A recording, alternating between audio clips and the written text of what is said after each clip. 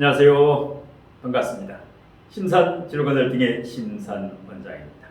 오늘은 2023년 개면연의 묘유충의 부작용과 개운법에 대해서 명쾌하게 설명을 해드리겠습니다.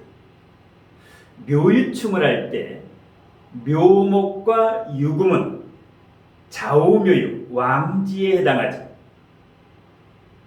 그리고 묘유충을 할 때 묘목에게 가장 위협적인 존재가 바로 유금입니다. 그러니까 유금이 도끼라면 묘목은 나무에 해당합니다. 그래서 묘유충은 도끼로 장작을 패는 형국이다. 이렇게 이해를 하시면 됩니다. 자, 묘유충을 할 때 만일에 금이 강하고 사주원국에 금이 강하고 목이 약하면 목에 대한 건강과 육친에 큰 문제가 생깁니다. 하지만 사주의 목의 힘과 금의 힘이 서로서 대등하면 별 문제가 없기 때문에 걱정을 안 하셔도 좋습니다. 자, 사주의 월지에 만일에 유금이 있고 일지에 묘목이 있을 경우에 이럴 때 이제 묘유충을 하면 월지에서 일지를 묘유충을 하면 사회활동이나 직업활동 때문에 가정에 소홀해집니다. 그래서 이제 집안에 문제가 생기지. 반면에 사주 일지에 유금이 있고 유금, 월지에 묘목이 있을 경우 아니면 시지에 묘목이 있을 경우 이렇게 묘유충을 하면 집안 문제로 인해서 사회활동 아니면 남편의 직업활동, 배우자의 직업활동, 자녀의 활동에 문제가 생깁니다. 자, 그러면 이 묘유충을 하게 되면 내년 개면연에 묘유충을 하게 되면 어떤 부작용이 생길까요? 첫 번째는 가족이라든가 잘 아는 지인으로부터 배신을 당하거나 사기를 당하는 경우가 생기게 됩니다. 그리고 친한 사람끼리의 단절, 예를 들어서 부부 갈등이라든가 불화가 심화가 되고 뭐 별거라든가 이혼까지 하게 됩니다. 그리고 또 이제 직장 생활에서는 자기 아랫사람에게 하극상 아니면 자기가 윗사람에게 하극상이 생기기도 하고 그 다음에 묘유충이라고 하는 것은 건강으로 뼈, 즉 디스크에 해당합니다. 특히 허리 디스크, 목 디스크도 있는데 대체적으로 목 디스크는 인신충이 장렬할 때, 그 다음에 내년에 묘유충은 허리 디스크, 이럴 때 이제 건강상 주의를 해야 돼요. 자, 그리고 사주 원국에 묘유충이 있는 분을 내충이라고 하는데 원국 자체에 묘유충이 있는 분들은 천천히 오래 작용을 합니다. 자, 그런데 지금 예문사주와 같이 원국에는 유금은 있고 묘목이 없는 경우, 이런 경우가 내년에 개면연에 묘목이 오죠. 운에서 묘목이 옵니다. 이런 경우는 묘유충이 장렬하면 빠르게 작용을 하고 빨리 끝나게 됩니다. 빨리 작용하고 속전속결로 이게 작용하고 빨리 끝나게 됩니다. 자, 그리고 예를 들어서 묘목이 와서 묘유충을 할 때 이것을 완충작용을 하는 게 바로 술토가 됩니다. 술토. 자, 묘유충을 할 때 이 유금과 술이 만나면 유술합금이 되죠. 그 다음에 개면연에 묘하고 술이 만나면 묘술합이 되죠. 그래서 이제 묘유충을 할 때, 내년에 묘유충을 할 때 이 술토대운이라든가 술토가 원국에 있거나 술토에 해당하는 세운 월운이 오면 완충작용이 돼서 묘유충의 부작용이 많이 사라집니다. 그리고 개운법으로는 이렇게 묘유충이 원국에 있거나 이렇게 묘유충이 세운에서 올 경우에는 이 술에 해당하는 게 개술자지요. 개술. 강아지라든가 애완견을 이렇게 기르는 것도 하나의 개운법이 됩니다. 이 술토가 동물로 말하면 개지야. 예. 그래서 이제 이런 게 애완견을 이렇게 길러주는 거, 이런 게 하나의 일단 완충 작용을 한다. 개운법에 해당한다. 자, 그 다음에 묘유충을 하는 경우가 예를 들어서 연지에서 묘목이 와서 내년에 개묘년에 묘목이 와서 내년에 개묘년에 묘목이 와서 연지가 묘유충을 하는 경우는 50%에서 70% 긍정적인 일이 발생합니다. 여기는 조상 자리지요.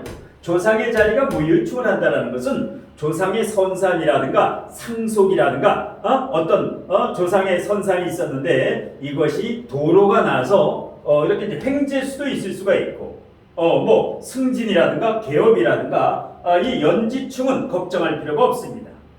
단 목이 약한 경우 건강상 디스크, 뼈 여기는 주의해야죠. 자, 월지가 이렇게 묘유충을 할 경우 원국에서 묘유충을 하거나 운에서 묘목이 와서 묘유충을 하는 경우 역시 50%에서 70% 정도는 긍정적인 작용을 하고 그 다음에 30%에서 50%는 부정적인 작용을 하는데 월지라는 것은 공간적 배경이지요. 공간. 예. 그래서 이사를 하는 경우가 많고 직장을 이동을 하는 경우가 많습니다. 월지와 충을 하게 되면 이동수, 변화, 변동 나쁜 것만은 아니다. 이사 가는 것, 새로운 환경으로. 예. 그 다음에 직장을 옮기는 것. 지금은 100세 시대에서 완잡이 아니라 투잡, 쓰리잡, 평생 직장이 없지요. 그래서 이렇게 묘유충이 되고 이 사주, 예문사주 같은 경우는 다음 기묘대운에 2025년 전후에 묘유충이 되면 큰 변화가 오지요. 예, 이게 만약에 여자분의 사주라고 하면 묘유충을 하면 묘목은 관성이기 때문에 평관이기 때문에 배우자 불화라든가 갈등이라든가 아니면 별거라든가 이혼이라든가 배우자의 문제에서는 다소 부정적인 일이 발생합니다. 그런데 이 관성은 이게 여자분이라면 이 관성은 직장, 직업도 되기 때문에 직업의 변화, 인생의 터닝 포인트, 공간적 배경, 이사를 한다라거나 누구 때문에 식신과 관성이 묘유충을 하죠. 그러면 자녀 문제로 인해서 자녀의 어떤 환경적인 요인으로 인해서 학업적인 요인이라든가 이렇게 이제 어떤 공간의 이동, 이사를 하던가 이렇게 이동수 이런 건 이제 긍정적이죠. 그 다음에 일지에 여기에 만약에 유금이 있어서 묘유충을 하게 되면 100% 부정적입니다. 일지는 일간의 아래에 있는 좌하충이라고도 하는데 좌하충은 백해무익하다. 도계 박재환 선생님의 관법인데 이 일지와 묘유충을 하거나 어떤 충도 일지충은 100% 부정적이다. 배우자 불화. 예. 만일에 원국에 묘목이 일지에 있고 월지에 있어서 묘유충이 원국에 할 경우에는 이혼 확률이 더 높습니다. 이런 경우에는 이제 묘목과 이렇게 묘유충을 하게 되면 이혼 확률이 50에서 70%인데 원국에 묘유충이 있으면서 대운이나 세운에 다시 묘유충이 되면 거의 70%에서 90%, 뭐 100%까지도 이혼수가 매우 강하다. 배우자 불화수나. 그 다음에 시지에 만일에 여기에 이제 묘목이 있어서 묘유충을 하거나 운에서 묘유충을 하게 되면 자식으로 인한 걱정. 그 다음에 이 시지충 같은 경우는 50%에서 70%가 부정적입니다. 그래서 충을 한다고 해서 전부 겁을 낼 필요가 없고 부정적인 게 아니라 일단 연지와 월지는 50%에서 70% 긍정적이고 일지와 시지 쪽은 50%에서 70% 정도 내지는 일지충은 100% 부정적입니다. 그래서 연, 월, 일, 시, 지지는 어떤 자리를 충하느냐가 가장 중요합니다. 그 충에 대한 해석은 각기 달라지고 천간은 합이 더 중요합니다. 천간은 내년에 무토가 있는 분들은 무게합화가 되죠. 천간에 무토가 있는 분들 무게합화가 되고 이렇게 천간에 기토가 있는 분들은 토국수 뭐 기계충이라고도 하는데 천간은 극이라고 하죠. 그래서 천간에 기토가 있는 분들 천간에 무토가 있는 분들 더 중요한 것은 천간에 여기는 병화가 있는데 정화가 있는 분들은 내년에 변화 변동수가 일어납니다. 왜? 개수가 오면 천간에 정화를 가지고 있는 분들은 정계충을 해서 이 정화가 빗작용을 하면 별 문제가 없는데 정화가 열작용을 하면, 다시 말해서 월지가 4, 5미 월인분, 월지가 4, 5미 월인분이 사주에 정화가 있다. 그런데 내년에 정계충을 하게 되면 저 개수가 증발할 가능성이 높기 때문에 만일에 이 개수가 재성이나 관성일 경우에는 재물, 손재수라든가 직업, 직장 이동수라든가 직업 불안이라든가 배우자 갈등, 불화, 별거 이혼까지 갈 수 있기 때문에 천간에 무토, 기토, 정화가 있는 분들, 그리고 지지에 유금이라든가 그 다음에 묘유축이라든가 자묘형이 있는 분들, 이런 분들은 새로운 해가 되기 전에 사주, 가족 사주라든가 개인 사주를 아주 정확하게 어떤 부작용을 미리 막아서 액땜을 하는 것이 그 솔로몬의 선택입니다.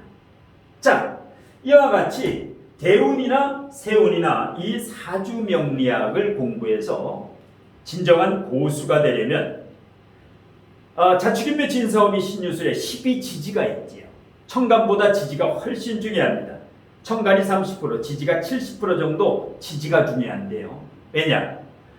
월지가 총 4년간이지요. 절기한문이기 때문에 월지가 중요하고 일지시지, 배우자 자리, 자식 자리죠. 이 정도로 중요하면서 그 다음에 지지는 지장간까지 암장이 되어 있기 때문에 천간보다 훨씬 중요합니다. 그래서 12지지와 다른 12지지와의 관계, 자수와 묘목이 만나서 자묘형이 되면, 그 다음에 그 유금과 묘목이 만나서 묘유충이 되면 어떤 일이 발생하는가, 이런 관계를 정확히 숙지해야 됩니다. 그래서 음양오행의 물리가 터져야 됩니다. 그래서 음양오행을 깊게 공부하라, 이런 말이 있는 겁니다. 그리고 기존의 고리타분한 이렇게 고루한 명리가 아니라 지금은 4차 산업혁명 시대, AI 시대이죠. 여기에 걸맞는 어플리케이션이라든가 앱이라든가 이렇게 이제 새로운 패러다임을 연구 개발해요. 그리고 마구작침과 절차 탁마의 자세로 그야말로 물리가 터질 때까지 연구하고 또 연구해야 진정한 명리학의 고수가 될 수 있습니다. 그리고 요즘 이제 상담을 이제 내년 운세라든가 아니면 진로적성 상담이라든가 재물운, 배우자운, 자녀운, 건강운 이런 이제 상담이 이제 부쩍 늘어나고 있는데요. 자, 여러분이 부자가 되려면 이렇게 하면 됩니다. 돈 욕심을 내지 말고 이념과 큰 가치관을 가지면 돈 욕심을 내지 않아도 돈을 벌 수가 있습니다. 단순히 많은 돈을 버는 재물과 명예를 가지는 것은 단순한 출세에 불과하지만 존경받으면서 살아갈 수 있는 사람은 바로 성공한 삶이 됩니다. 자, 나이가 40, 50대, 50, 60대가 되면 그동안의 사회 경험을 살려서 책도 쓰고, 책도 1, 2년에 한 권씩 쓰고, 그 다음에 그동안 사회 경험을 살려서 남을 가르치고 상담해주는 이런 진정한 멘토가 되어야 됩니다. 진정한 사회의 어른이 되어야 됩니다. 그리고 돈과 재물을 쫓아가지 말고 사람을 먼저 품을 줄 알아야 됩니다. 왜냐하면 주변에 사람이 많이 따르는 자가 최고의 부자이기 때문입니다. 이렇게 사람과 공부 욕심을 내면 돈과 재물은 저절로 들어오고 자신과 가족이 잘 되는 것이 대자연의 법칙입니다. 자, 어렵고 힘든 시기에 용기 잃지 마시고 힘내시기 바라면서 오늘 심사원장의 2023년 개묘년의 묘유충의 부작용과 대운법에 대한 강의는 이것으로 모두 마치겠습니다. 고맙습니다.